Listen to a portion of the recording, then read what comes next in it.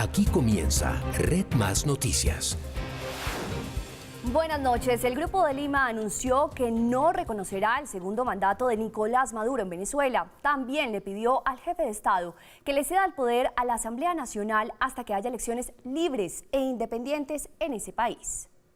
Cancilleres de 13 países del Grupo de Lima leyeron una declaración conjunta en la que calificaron como ilegítimas las elecciones del 20 de mayo de 2018, en las que Nicolás Maduro fue reelecto por no haber contado con todos los actores políticos que garantizaran un proceso transparente y democrático. En consecuencia, no reconoce la legitimidad del nuevo periodo presidencial del régimen de Nicolás Maduro, que se iniciará el 10 de enero de 2019. También respaldaron a la Asamblea Nacional declarada en desacato por el régimen desde marzo de 2017 y que mañana iniciará un periodo legislativo en el que también calificarán como ilegítimo el nuevo mandato de Maduro. Instan a Nicolás Maduro a no asumir la presidencia el 10 de enero de 2019 y a que respete las atribuciones de la Asamblea Nacional y le transfiera en forma provisional el poder ejecutivo hasta que se realicen nuevas elecciones democráticas. Colombia se unió al pronunciamiento del bloque y también le hizo un llamado al gobierno venezolano. El Grupo de Lima condena cualquier provocación o despliegue militar que amenace la paz y la seguridad en la región. El canciller venezolano Jorge Arreaza criticó la participación vía telefónica del secretario de Estado norteamericano en la reunión. Lo que hemos afirmado desde la creación de este grupo de gobiernos cartelizados contra Venezuela, al que en teoría no pertenece el gobierno de Estados Unidos, se reúne para recibir órdenes de Donald Trump por intermedio de Mike Pompeo. Vaya muestra de humillante subordinación. La OEA convocó una sesión extraordinaria para el 10 de enero del presente año, en la cual también se espera un contundente pronunciamiento sobre la crisis en Venezuela. El gobierno de Iván Duque solicitó a Venezuela confirmar si hay presencia de terroristas del ELN en su territorio.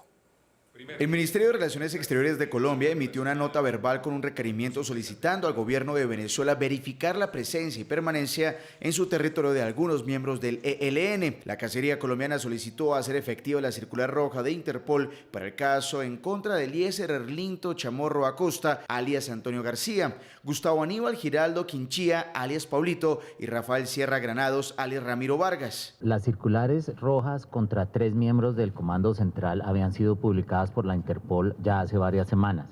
Sin embargo, no había habido una respuesta oficial del gobierno de Venezuela. El alto comisionado para la paz pidió celeridad en que sea respondida la solicitud.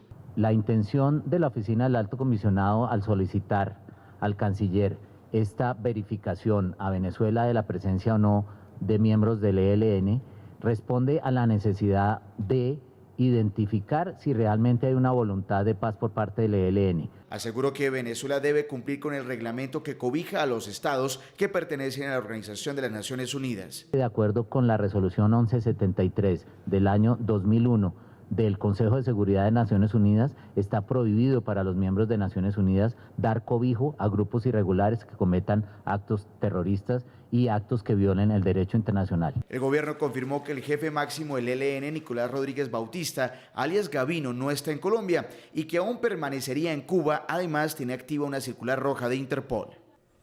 Ya terminó la tregua que el ELN había declarado desde el pasado 23 de diciembre. Sin embargo, se conocieron nuevas cifras de las autoridades que señalan que este grupo armado continuó con sus actos violentos.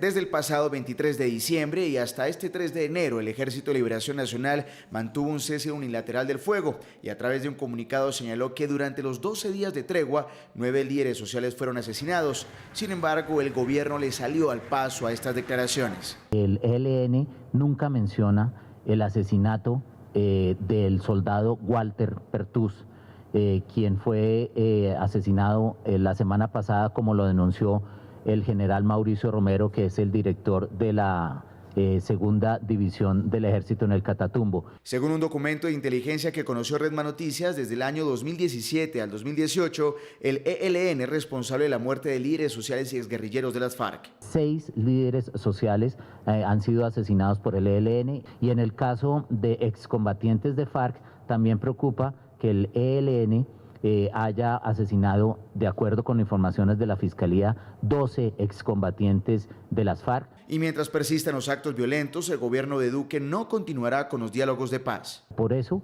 el gobierno nacional no se puede en este momento sentar en una mesa de diálogo con una organización que está entorpeciendo la implementación de un acuerdo que ya está en marcha y de un acuerdo que rechaza el secuestro y que rechaza, por supuesto, todas las acciones criminales. La Fiscalía expidió 18 órdenes de captura contra miembros del ELN por el asesinato de 6 líderes sociales y otras 26 más por el homicidio de 12 excombatientes de la extinta guerrilla de las FARC. Mauricio, buenas noches y nuevamente los saludo iniciando el noticiero con Venezuela. Hola Paola, nuevamente, lo habíamos previsto desde el día de ayer, hoy había noticias del Grupo de Lima, hoy vamos a tener novedades que comentar, entonces pues abrir el noticiero con el tema de Venezuela. Y además porque lo que usted dice, hoy el Grupo de Lima se pronunció, pero además sigue la situación con el ELN en veremos. Ayer decíamos, cuando estábamos analizando lo que podía suceder el día de hoy, que había 2 escenarios. Aparentemente el canciller venezolano, pues no aparentemente, de manera deliberada y explícita, estaba buscando acercamientos con la Cancillería colombiana para tratar de restablecer un diálogo que está roto por completo desde que se inició el gobierno de Iván Duque. Por otra parte, el canciller colombiano había anunciado ayer, están abiertos los canales diplomáticos frente a Venezuela, y algunas personas llegaron a pensar que alguna sorpresa se podía presentar el día de hoy, dada la reunión del Grupo de Lima. Pues no sucedió ninguna sorpresa, o sí sucedió una chiquita, no tan chiquita, que ya voy a mencionar, pero entre Colombia y Venezuela ninguna sorpresa.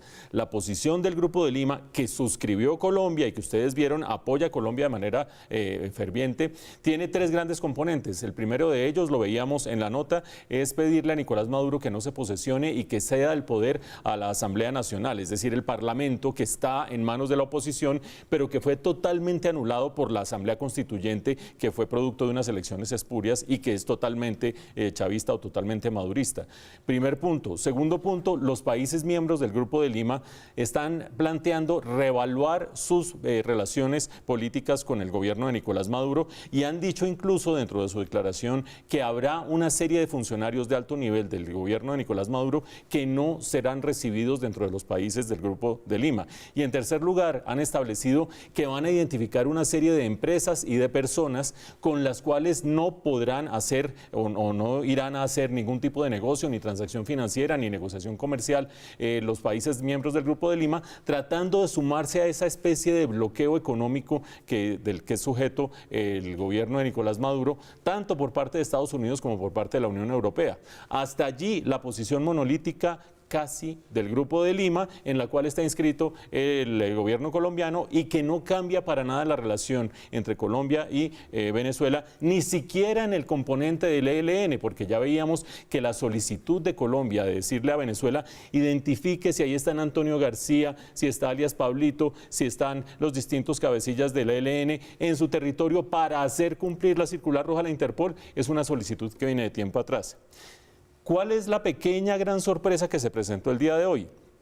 México, uno de los miembros importantes del Grupo de Lima, 14 países de los cuales 13 terminaron en acuerdo, México fue el único que no estuvo de acuerdo. Y ese es un gesto de Andrés Manuel López Obrador, nuevo gobierno con nueva tendencia ideológica, a cuya posesión de Andrés Manuel López Obrador asistió Nicolás Maduro directamente. Dice, no le voy a jalar a ese bloqueo, no le voy a jalar a esa posición monolítica, creo en la autodeterminación de los pueblos, creo en las soluciones negociadas, creo en la conversación y no en esta clase de coacción. Por lo tanto, se fragmenta parcialmente el Grupo de Lima, el monolito de América Latina queda con un eje ahora importante que está en México y que apoya a Nicolás Maduro, con una única excepción, y es que Andrés Manuel López Obrador no va a ir a la posesión de Nicolás Maduro, es decir, no lo que hizo Nicolás Maduro en la posesión de López Obrador. De cualquier manera, Colombia va en el mismo bus en el que venía anteriormente, se mantienen las tensiones entre los dos gobiernos, no hay acercamientos diplomáticos adicionales y Colombia le sigue diciendo al gobierno de Nicolás Maduro, bueno, ¿qué hubo pues? Allá hay miembros del ELN, nosotros tenemos circular roja de la Interpol, díganos a ver si están allá o no están allá. Mucha atención que el Ministerio de Agricultura le devolvió a Fedegan el manejo del fondo ganadero. Amparados en la ley, le retornamos a los ganaderos colombianos el manejo de los recursos que aportan los productores de carne y leche, contratando la administración de dicha para fiscalidad con Fedegan, tras vencerse la temporalidad a cargo de Mincultura. Así lo expresó Andrés Valencia Pinzón, ministro de Agricultura, a través de las redes sociales. La información fue confirmada a Red Más Noticias por el presidente de Fedegan, José Félix Laforí. Mauricio, recordemos que a finales de 2015 le fue retirado a Fedegan el manejo de esta cuenta para fiscal ganadera. 80.000 millones de pesos. Hoy, entonces, nuevamente ganan esta puja para ese contratito. Más cerca de los 90.000 millones de pesos el año pasado que de los 80.000 millones de pesos. Tengamos presentes que aquí hay un tema que es legal y un tema que fue político. El tema legal, tanto la Corte Constitucional, empecemos por la ley. La ley 89 del año 93 establece que el fondo ganadero debe ser administrado por Fedegan. Y eso está ratificado por una sentencia de la Corte Constitucional que dice los fondos para fiscales de los distintos sectores deben ser administrados por gremios representativos de los distintos sectores. Eso no quiere decir que tuviera que ser Fedegan, pero sí gremios representativos de los distintos sectores. Hasta allí todo no parecería tener ningún resquicio. Como decía Paola hace un momento, en diciembre del año 2015 se presentó una ruptura en ese orden que traía la administración del fondo ganadero. Esa ruptura se dio debido a que tanto el gobierno como el Ministerio de Agricultura, como la Procuraduría empezaron a formular dudas, unas dudas que estaban además aupadas por distintos miembros del sector ganadero y del sector lechero que son disidentes de Fedegan, diciendo ese fondo no se está manejando de manera transparente, no hay democracia dentro de Fedegan, ese gremio no es representativo de las bases de los lecheros ni de los ganaderos. Y con base en esas inquietudes y con base en el plan de desarrollo de la segunda administración de Juan Manuel Santos, se le retiró el manejo del fondo ganadero a Fedegan en una ruptura que fue histórica y que muchos leyeron con una lente política. ¿Cuál era la lente política? José Félix Laforí, presidente de Fedegan, era gran y ha sido, por supuesto, gran disidente de los acuerdos de paz y un gran crítico del gobierno de Juan Manuel Santos. Mucha gente dijo, el gobierno de Juan Manuel Santos le está quitando el manejo, no tanto a Fedegan como a José Félix Laforí, y por lo tanto esa es una jugada de tipo político. Lo que termina haciendo este gobierno, si ustedes quieren, los que leen la vertiente política dirán, bueno, cambió el péndulo político, volvió el poder al centro democrático y al volver el poder al centro democrático vuelven las mieles para José Félix Laforí y para Fedegan, aunque acuérdense que el gobierno no respaldó a José Félix Laforí para su candidatura para la Contraloría. Cierro paréntesis. Sin embargo, sí vuelve a salirle el sol a Fedegan. Con base en la ley, con base en la sentencia de la Corte Constitucional, el gobierno termina diciendo: esta administración del fondo, que durante un tiempo estuvo a cargo del Ministerio de Agricultura, durante 3 años larguitos, 2 años larguitos, vuelve una vez más a Fedegan. Para unos será, claro, la política, ahí está el Centro Democrático devolviéndole favores a José Félix Laforí, para otros dirán, ahí está el cumplimiento de la ley y el cumplimiento de la Constitución. Ahí tienen ustedes el plato. Y un polémico permiso durante las fiestas de fin de año le fue otorgado al coronel Joaquín Aldana, quien fue condenado a 33 años de prisión por haber asesinado a su esposa con 58 puñaladas. Un juez de ejecución de penas otorgó al excomandante de Policía Operativo del Tolima un permiso de Navidad con el fin de que éste pudiera salir de la cárcel La Picota, en donde se encuentra recluido, por 72 horas durante la víspera de Navidad. El ex policía Joaquín Aldana solicitó el permiso, al cual puede acceder cada 2 meses gracias a las normas administrativas y penales que señalan que por cada 2 días de estudio o trabajo se le descontará un día de su sentencia. Aldana fue condenado en el año 2015 a 33 años de prisión tras demostrarse que había asesinado a su esposa con 58 puñaladas y que además la desmembró con el fin de ocultar el cadáver. De acuerdo con información oficial, Aldana, quien ya se encuentra de nuevo en la cárcel La Picota, salió durante su permiso del centro carcelario sin ningún tipo de seguimiento electrónico o vigilancia y visitó varios centros comerciales. El permiso causó polémica en familiares de la víctima y en la sociedad, quienes reclamaron a las autoridades para que este tipo de permisos no sigan siendo concedidos. En la cárcel de Villavicencio, Pedro Gómez Vaca, el hombre acusado de violar y asesinar a una niña en el Meta, fue recibido con una fuerte golpiza por los otros reclusos que hasta lo obligaron a pedir perdón. Así fue recibido en la cárcel de Villavicencio el asesino confeso de una menor de 12 años en el Meta. Los demás internos del penal golpearon a Pedro Gómez Vaca mientras limpiaba un baño con un cepillo de dientes. Míreme. Para cachetada, vuelta la otra. Míreme.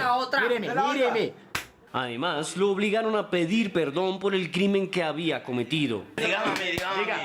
Yo pido perdón a los niños de Colombia. Desde la Procuraduría Regional anunciaron una investigación al respecto. El interno fue valorado por medicina legal. No hay lesiones que comprometan la vida del señor interno. Ya está aislado con todas las medidas de seguridad y están estudiando la posibilidad de un traslado para otro establecimiento carcelario del país. El video, que al parecer fue distribuido por los mismos reclusos de la penitenciaría, ya es viral en redes sociales. Bueno, y casi que nos dejan sin palabras esta manera en cómo opera la justicia en nuestro país. Vemos un permiso a un asesino de una mujer de 58 puñaladas, así la mató a su ex esposa, y vemos también la justicia tomada por las manos de estos prisioneros que, bueno, creo que impresiona un poco cómo tratan a este nuevo recluso, pero sí hay que decir, Pau Conde, Mauricio, que definitivamente indigna que haya tantos violadores en la sociedad. Indigna mucho que haya tantos violadores. Es que la Fiscalía actualmente investiga más de 141.000 casos de violadores sexuales a menores de edad en Colombia. Eso es una cifra aterradora. Y sí es muy sensible el video, pero por otro lado, como decía Pau, esto es repudiable. No. A ver, yo quiero ponerme un poquito en los zapatos de gente que está viendo en este momento el noticiero y que dice: ¿cómo es posible que dejen libre a ese ex coronel Aldana? ¿Cómo es posible que le den esas gabelas y esos permisos? Eso es una vagabundería de la justicia colombiana. Y gente que está diciendo: hombre, pues esos reclusos lo que están haciendo es siendo voceros de la indignación nacional. Ya que la justicia les termina dando permisos, ya que les termina dando gabelas y ya que hay un 95% de impunidad, por lo menos los reclusos sí están haciendo que este señor Gómez Vaca termine por lo menos pidiéndole perdón al país. Ojo, vamos despacio. Por dos motivos. El primero de ellos, porque el permiso que le dieron al ex coronel Aldana es un permiso que a uno puede gustarle o no gustarle. A mí personalmente no me gusta, a la gente que lo vio recorriendo centros comerciales el 31 de diciembre no le gusta, pero es un permiso que está establecido, como lo decía Chicho en la nota, dentro de los parámetros administrativos del centro de reclusión, que dice que por cada 2 días de trabajo se le puede dar una gabela y perdonar parte de la sentencia, y que cada 2 meses se puede pedir estos permisos. Si uno no quiere que los jueces, y en este caso no un juez, sino los directivas penitenciarias terminen dando esos permisos, hay que cambiar los códigos, hay que cambiar las normas y hay que cambiar la ley, porque están recurriendo a una norma. Punto y aparte, no me lo quisiera encontrar en un centro comercial el 31 de diciembre de ninguna manera, pero la ley por lo menos se aplicó como está escrita. Punto y aparte. Este hecho de que los reclusos terminen agarrando a golpes, prácticamente a palazos, era con un tubo que le estaban golpeando, y eso que el video que mostramos es el video discreto de los videos que circularon respecto a esta acción de los reclusos, no puede ser acogida por la sociedad como bien hecho, es que se lo merece, es que cómo va a violar y asesinar a una niña de 14 años, por supuesto yo también digo cómo va a violar y asesinar a una niña de 14 años. ¿Por qué? Porque el día de hoy uno dice bien hecho, entre comillas, hay gente que dice bien hecho, el día de mañana cualquier persona podría administrar justicia por mano propia, y resulta que a alguien no le gustó lo que nosotros tres hacemos o lo que ustedes están haciendo en sus casas, y se viene la horda y la multitud diciendo es que aquí ustedes son los que van a pagar. Para eso son las normas y para eso son las leyes. Las leyes para un lado con sus gabelas, las leyes para otro lado con las garantías a los reclusos. Este señor Gómez Vaca ojalá tenga finalmente el juicio que debe tener, y ojalá tenga la condena que va a tener, porque él ya reconoció el crimen, que puede ser de 40 a 60 años. Ya con 40 a 60 años que vaya y los pague directamente, pero que el país no se solace diciendo claro, nosotros estamos con los que le pegan palazos a estas alturas, porque justicia por mano propia no puede funcionar así. No, y el país tampoco así funcionaría, pero justamente vamos a hablar del director de la Policía Nacional, el general Óscar Ateortúa. Anunció algunos cambios en la línea de la institución y ratificó otros que ya estaban en el cargo. El jefe de la policía anunció que su segundo al mando será el general Gustavo Moreno Maldonado, quien estuvo como comandante de Carabineros hasta el pasado diciembre. Como inspector fue designado el general Jorge Vargas, quien estaba en la Dijín. El nuevo comandante de Seguridad Ciudadana será el general William Salamanca, quien estaba en la Dirección de Tránsito. En la Policía Fiscal fue ratificado el general Juan Carlos Buitrago, igual que el comandante Jover Penilla, en la Metropolitana de Bogotá. En la Policía Antinarcóticos fue nombrado el general Jorge Luis Ramírez, quien estuvo cerca de 4 años en el IMPEC, que ahora estará en manos del general William Ruiz. Entre tanto, se ratificó al general Fernando Murillo en la Dirección Antisecuestro. 2 uniformados de la policía de Bogotá se pelearon fuertemente en una estación de Transmilenio, ocasionando una polémica dentro de la institución por la falta de respeto registrada. En este video se puede ver cómo 2 auxiliares de la policía de Bogotá se pelean con puños y patadas en la estación Quiroga de Transmilenio. Otro policía intenta separarlos, pero falla en el intento. El enfrentamiento duró varios minutos. Un vigilante de la estación logró separarlos. Según las primeras investigaciones, la pelea se habría originado porque uno de los uniformados no respaldó al otro cuando unas personas intentaban colarse en el sistema. La policía rechaza estos comportamientos y allí se iniciaron ya las investigaciones que corresponden. Sobre esta vergonzosa pelea que ocurrió la noche de este jueves, la Policía Metropolitana de Bogotá aseguró que tomará las sanciones respectivas. El día de hoy ya ellos fueron presentados a la Oficina de Disciplina, ya esta se encargará de adelantar las investigaciones correspondientes y al momento de que haya un fallo, pues se tomarán las determinaciones que éste indique. La policía reitera que la formación de la institución está bajo los parámetros del respeto y que estos hechos no pueden ocurrir. 3 casos prendieron las alarmas en Medellín, pues podrían estar relacionados con los llamados paseos millonarios. 2 profesores fallecieron y un ciudadano ecuatoriano fue llevado a un centro médico, a quien aparentemente le suministraron escopolamina. En menos de 30 días, las autoridades encontraron los cadáveres de un ciudadano turco-canadiense y un docente colombiano. Ambos visitaron en noches diferentes el sector del Parque Lleras en El Poblado. A estos casos se suma un ciudadano ecuatoriano que aparentemente contactó a 2 mujeres y horas después fue trasladado a un centro asistencial. En este momento tenemos información de que hay estructuras dedicadas, por supuesto, a este tema, digamos, de paseos millonarios y demás, no concentradas en una zona específica de la ciudad, sino que tienen, digamos, presencia en varias zonas o que ejecutan sus acciones en varias zonas. El funcionario indicó que por el momento no se puede determinar si a los 3 hombres les suministraron escopolamina. Por ahora, solo en el caso del docente turco-canadiense que fue encontrado sin vida, los cupos de las tarjetas de crédito fueron agotados. Estructuras que se dedican a eso, mujeres que lo que buscan es acercarse a estos hombres o que ellos la encuentren y luego hurtarle sus pertenencias. Por ahora, las autoridades esperan el dictamen de medicina legal sobre los docentes que fallecieron para determinar las causas exactas de las muertes.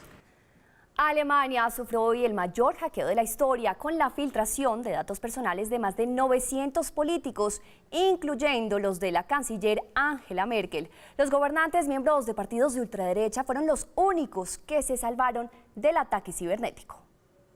Investigador de seguridad, artista y sátiro. Esta es la descripción de la cuenta de Twitter del supuesto hacker que hoy puso en jaque a casi 1000 políticos alemanes tras difundir en la red social documentos y datos personales. De acuerdo con investigaciones preliminares, representantes del gobierno a todos los niveles fueron afectados, incluyendo parlamentarios europeos, la Cámara Baja en el Parlamento y miembros de asambleas locales y regionales. El gobierno toma esto con mucha seriedad. Y aunque según medios de comunicación locales la canciller Angela Merkel también fue víctima del hackeo, el Bundestag o Parlamento germano afirmó que la información robada no es sensible. Con respecto a la Cancillería Federal, parece que después de una investigación preliminar no se ha hecho pública información o datos confidenciales y lo mismo se aplica a la canciller. 405 políticos del Partido Unión Demócrata Cristiana, el mismo partido de la canciller Merkel, 294 de su socio de coalición de gobierno, el Partido Socialdemócrata, 105 políticos de los Verdes, 82 de la izquierda y 28 liberales. Este es el recuento preliminar de los cerca de 1000 políticos cuyos datos fueron robados y publicados a través de Twitter. Pero lo que es curioso es que hasta el momento ningún político militante de los partidos de ultraderecha fue víctima del ataque cibernético.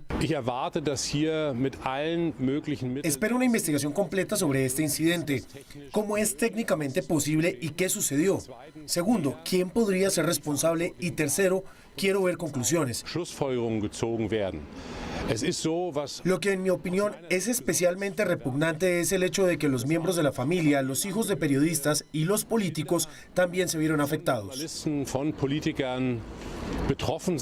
Información personal, mensajes privados, direcciones, cartas, información de tarjetas de crédito y facturas fueron algunos de los documentos que fueron develados por el hacker.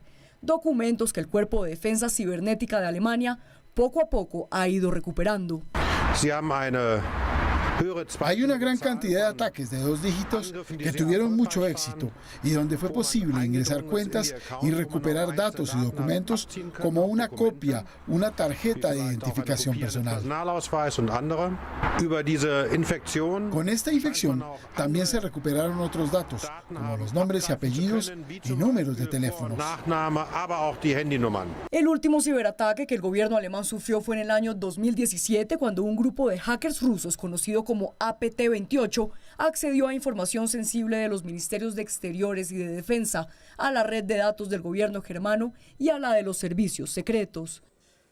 El incendio en la zona de Páramo de Anzoátegui, en Tolima, fue atribuido a turistas. Cerca de 100 hectáreas de frailejones fueron arrasadas por las llamas. Frailejones de hasta 3 metros, es decir, de más de 300 años de crecimiento, quedaron reducidos a cenizas en solo segundos. La tragedia ambiental se presenta en zona de Páramo del municipio de Anzoátegui, al norte del Tolima. El cerro se quemó casi en toda su extensión. Se atacó por los 2 costados hasta que se extinguió el día de hoy, tipo 9 de la mañana. No tienen conciencia de cuidar donde nace nuestra propia agua, que pues ya se nos está acabando, ¿cierto?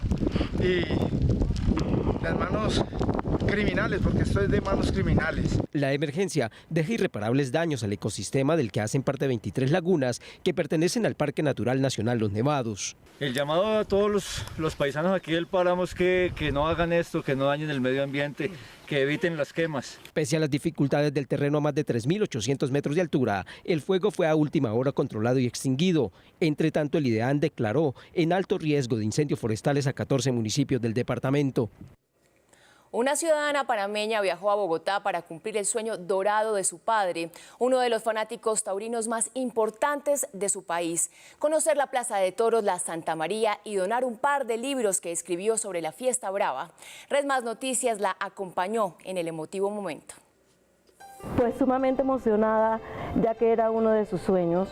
En Panamá no tenemos todavía la oportunidad de experimentar este tipo de arte.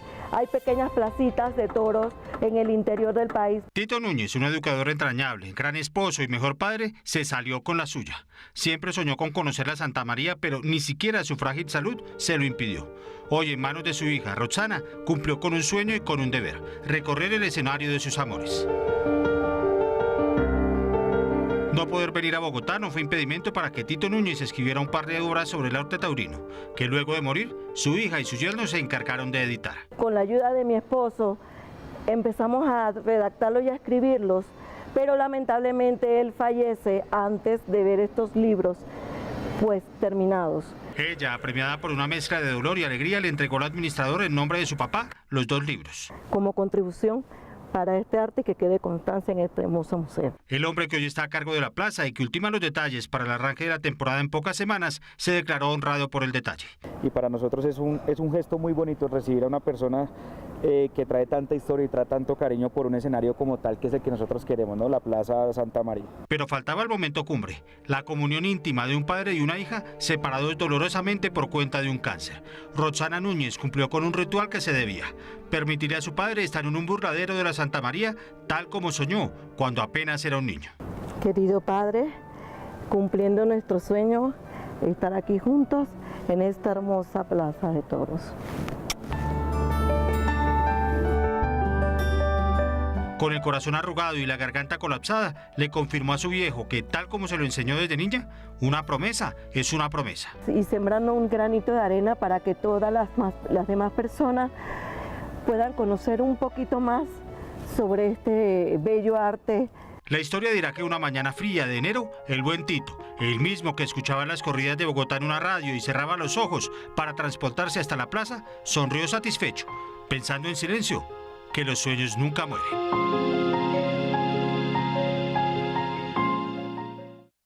No malgastes tus cesantías, mejor afíliate con ellas al Fondo Nacional del Ahorro y conviértelas en vivienda propia o educación. Más información en www.fna.gov.co. Y ahora una lamentable noticia que compartimos con ustedes. Un hombre deportista, después del retiro como futbolista, Radamel García continuó con su pasión por el deporte. Se mantuvo en forma, jugaba de manera recreativa algún partido y precisamente jugando al tenis sufrió un paro cardiorrespiratorio fulminante. Radamel García King, padre del Tigre Falcao, murió en la clínica Marcaribe de Santa Marta luego de sufrir un desmayo cuando jugaba tenis en una cancha situada a pocos metros del centro asistencial. Comenzamos la maniobra de reanimación por aproximadamente 45-50 minutos con todos los protocolos de la reanimación avanzada, sin respuesta clínica. El esfuerzo de los especialistas resultó infructuoso porque el infarto fue fulminante, según el reporte inicial entregado por los galenos que lo atendieron. Puede haber sido por sus antecedentes previos o enfermedades subyacentes como la cerebrovascular o enfermedades propias como la hipertensión arterial. Familiares y allegados a García sostienen que el padre de Falcao nunca dejó de hacer deporte y no conocían que Radamel tuviese problemas coronarios. Él siempre amigable, saludable, le gustaba bastante el deporte, salía siempre a practicar, irse a la playa, a Taganga y todo eso, ¿no? Se divertía bastante. El técnico de fútbol Eduardo Julián Retat, quien dirigió a Radamel en una selección olímpica en Moscú en 1980 y en el Unión Magdalena, habló sobre el liderazgo del padre de Falcao. Tomaba siempre la vocería, ayudaba, era un buen tipo, un tipo trabajador, un tipo que nunca dejó de trabajar y siempre trabajaba. Además de eso fue técnico. Radamel García King, padre del Tigre Falcao, tenía 61 años. Jugó de equipos como Santa Fe, el Unión Magdalena, Deportes Tolima, Bucaramanga, Medellín y Deportivo Táchira, entre otros. Justamente fue un defensor de gran talla, con mucha fuerza, que estuvo en equipos como Santa Fe, Unión Magdalena y por supuesto en la Selección Colombia. Mensajes hacia el papá y por supuesto hacia Falcao fue lo que se vivió en el día de hoy. Radamel García King nació el 16 de abril de 1957 en Santa Marta. Desde muy joven comenzó su carrera como futbolista. A los 20 años debutaría en Santa Fe como defensor central. En el 84 llega al equipo de su ciudad natal, el Unión Magdalena, donde jugó 3 años con un total de 126 partidos y anotó 6 goles. Durante sus últimos 4 años en el rentado profesional vistió la camiseta de equipos como Bucaramanga, Tolima, Medellín y después fue al fútbol extranjero, al Táchira de Venezuela, dejando en su historia un total de 360 partidos y marcó 14 goles. Como técnico dirigió a la Alianza Llanos en 1997, que descendió de la B a la C. Los mensajes de condolencia no se hicieron esperar después de conocerse su muerte.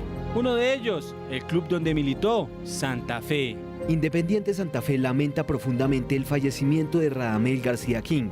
Un fraternal abrazo a toda su familia y mucha fortaleza en este difícil momento. Carlos Vives también envió su mensaje. Se nos fue antes de tiempo Radamel, papá, un titán samario. Lo lloramos los samarios, lo llora la Unión Magdalena, lo llora el Morro y el Estadio, lo llora la calle Sexta del barrio Pescadito.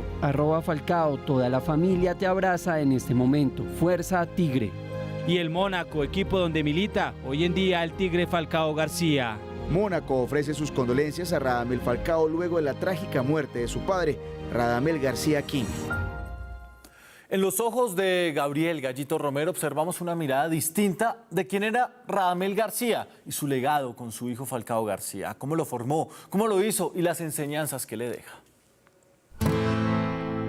La noticia nos tomó por sorpresa. Radamel García, el padre de Falcao, había fallecido.